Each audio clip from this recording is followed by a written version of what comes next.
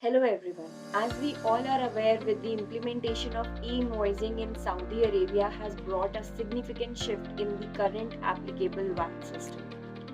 As it is one of the big initiatives taken by KSA government to digitize their financial structure, there is nothing different in case of e-invoicing system in KSA, as every new implementation takes its due time to stamp a position for itself. So, do the people getting affected by its oncoming challenges? Among the many things to be taken into consideration regarding e-invoicing in KSA, status of every field for the creation of XML format that need to be reported to ZATCA in phase 2 is the one to be given due attention, as ZATCA let all the rules and regulations related to the implementation beforehand. Still, people are not aware about the mandatory fields they need to consider for the XML format creation. So, do you feel you are the one among them? If yes, then stay tuned with us, because in this video I'm going to tell you what are the fields which are mandatory, optional and conditional for the XML creation.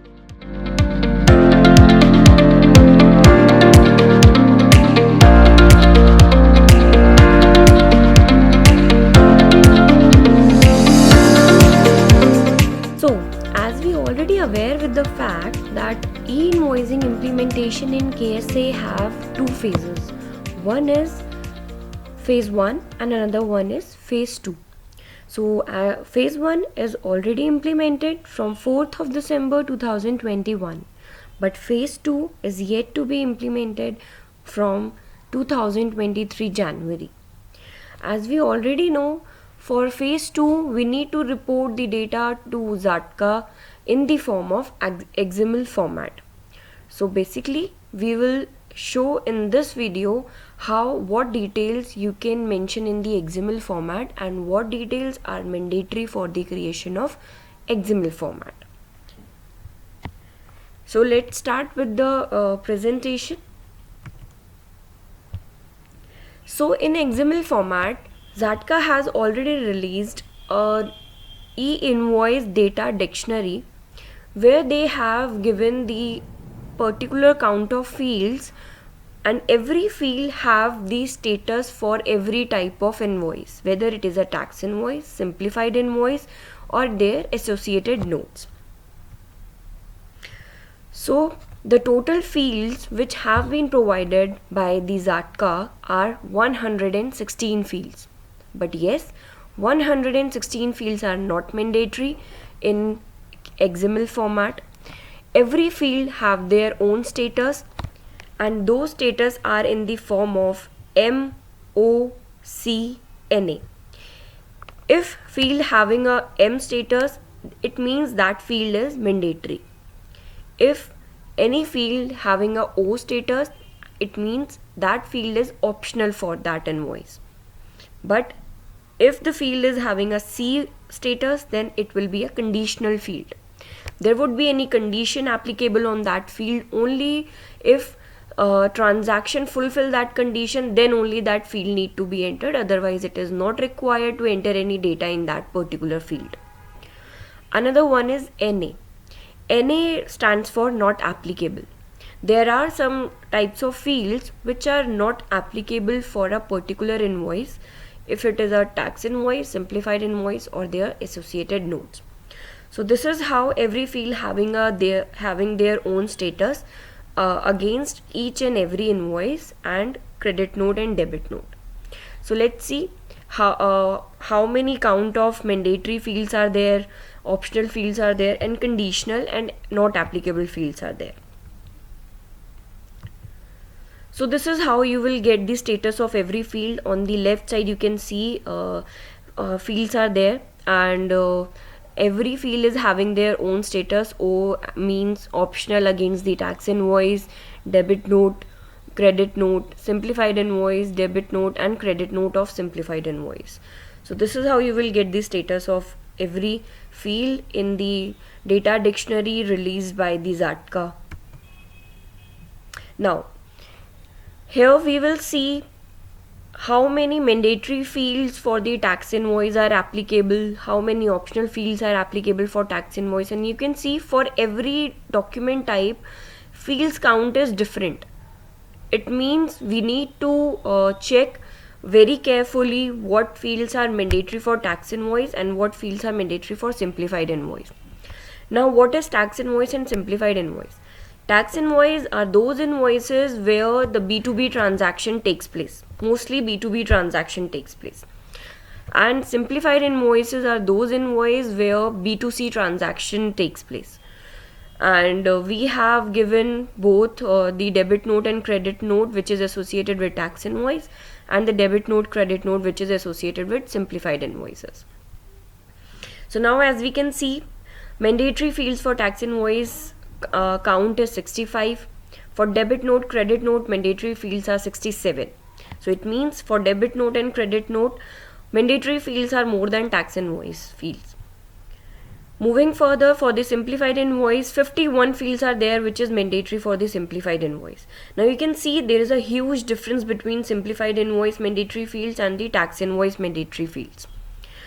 Now the associated notes of simplified tax invoice, yes, mandatory fields count as different. 53 mandatory fields are there, and for debit note and credit note. Similarly, for optional fields, tax invoice count is 14, and for debit note credit note, optional fields are 20, and in case of simplified invoice, optional fields count is 35, and for debit note credit note, the optional fields count is 35. Now the conditional fields for the tax invoice count is 32, and for debit note credit note it is 26. In case of simplified invoice, the conditional fields count as 25, and same with the debit note and credit note. Now, the not applicable field is only given in the tax invoice and simplified tax invoice, and not applicable fields are only 2 in both the cases, and those fields are the original document reference details, which are only applicable for the debit note credit note, the where you will give the reference of your previous document number for generation of debit note and credit note. So those fields details are not required in the case of tax invoice and simplified invoices. So they here only the 2 fields which are not applicable in that case. Now moving further, we have just considering the difference between the mandatory fields of tax invoice and simplified invoices. As we have seen in the previous slide, here the mandatory fields count is 65 and 51 for the tax invoice and simplified invoice. So we will check what are the fields which are not mandatory for the simplified invoice but those are mandatory for the tax invoice. So you can see buyer address is not required in the case of simplified invoice. It is a optional detail. So if you will enter the buyer address in simplified invoice, or you will put that field blank, it will not ask you to enter the buyer address if it is a simplified invoice.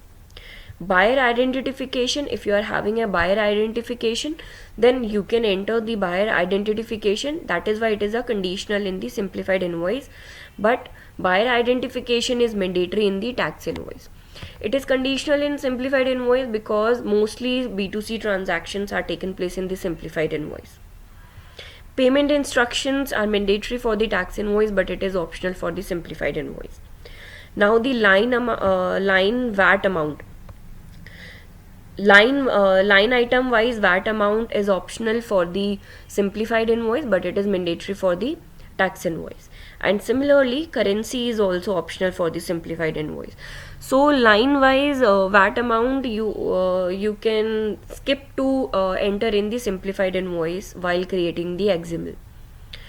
Line amount with VAT. So line items amount with VAT you can put in the tax invoice. It is mandatory, but it is optional in the simplified invoice, and similarly in the case of currency. So you can see these details are mandatory in the tax invoice, but these are optional in the case of simplified invoices. Buyer address is not mandatory because simplified invoice mostly takes the B2C transactions where the customer is not registered in the VAT category. So it is not required to enter the details of buyer in case of simplified invoices. It is not required to report those details to ZATCA. So now after this we will see what type of mandatory details are there which are need to be entered in XML format while you are reporting these invoices to ZATCA. Because mandatory fields are very important, because without skipping any mandatory field in the invoice details will not allow you to report your invoices to ZATCA. So in Excel we will see what type of details are mandatory, and these type of details are like invoice details, document details, seller details are very important in both all the type of invoices. So we will see what type of invoices are required. So now as you can see in this XML we have given all the mandatory fields which are required for the generation of tax invoice and so in this Excel we have mentioned all the mandatory fields which are required for tax invoice, which you need to be consider while creating the XML format, because in phase 2 you need to report the data of invoices to ZATCA, and in phase 2 scenario XML format should be very particular and every mandatory field need to be considered. So what type of mandatory field you need to be considered while creating the XML? These are the invoice details, for example the invoice number, invoice issue date, invoice issue time, what type of invoice you are generating, what type of transaction you are entering in that invoice against which you are generating the invoice, the currencies on which you are generating the invoice, and the seller details are very mandatory for tax invoice. For every type of invoice seller details are very important, and seller identification is important. Buyer details are important for the tax invoice, but it is not required for the simplified invoice, as we have already discussed about it. Now moving further, the amount line items details, whatever line items you are mentioning in the invoice, it is very mandatory to consider it while creating the XML format as well. Every type of line items you need to be entered in the XML as well, what line items you are entering, and against each line item the calculation of VAT you need to be consider for tax invoice, and all the calculation of VAT amount, total VAT amount you need to be consider, and the total invoice value inclusive VAT you need to be consider that amount. So these type of mandatory details you need to enter, the line item quantities, what in which quantity you are selling your line items. So these type of details are mandatory for the XML creation. So if you will skip any mandatory field in XML format,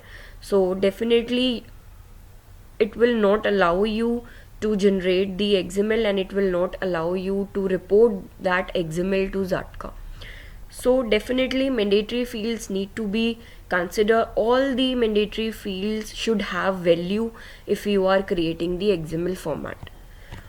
Otherwise you will not be able to report those invoices to ZATCA. I hope you found this video helpful, and please do let us know in the comment section if you have any doubts regarding the e-invoicing in KSA. Give a thumbs up and subscribe to our YouTube channel if you found this video helpful. Next Tuesday we will be coming up with another interesting video to make compliance better for you. So till then, stay safe, stay tuned with us. Thank you.